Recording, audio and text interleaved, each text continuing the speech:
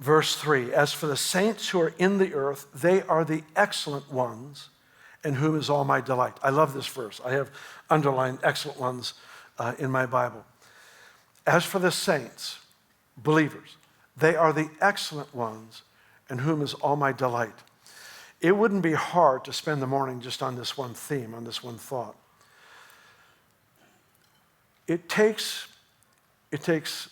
eyes of faith and a discerning of the spiritual to recognize the excellence that is in the individuals around you. Parents, it's so easy to get into the mode where you're correcting this, correcting that, and not actually see the excellence that God has already put into the heart of that child. It doesn't mean we don't correct. We do. We're supposed to. But we're supposed to feed from the beauty of what we see. Paul talks about us knowing one another after the Spirit. Not just in the natural, not just 5'8", 160 pounds, went to university, has this job.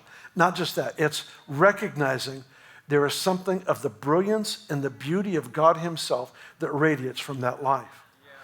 And what is so significant for us is we actually have the privilege of calling that out. The prophetic culture that Chris has been so strongly championing for these 20 years has been to call out the golden people. And all that is recognizing the excellence that God has already written into the spiritual DNA of that individual.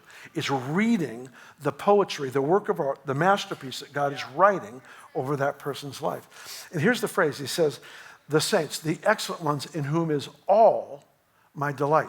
That would be a forbidden thing to write if it were not in the Bible, because all of our delight is supposed to be in God, not in people. When you love people, let me put it this way. You can love people and not love God, but you can't love God and not love people. 1 John says, if you say you love God, but you hate your brother, you're a liar. You can't claim an unseen spiritual reality that cannot be measured in the natural. If I say I love God with all of my heart, then you have to be able to see my love for people. It's measurable. My claimed unseen reality, I love God with all of my heart, has to be measured by how I treat people. But this is not just treating people in the sense of serving, which I believe in. We are servants of the Lord. We serve and we love people. This one is a different perspective. It's a person recognizing the brilliance, the beauty, the excellence, the divine design in the people around you.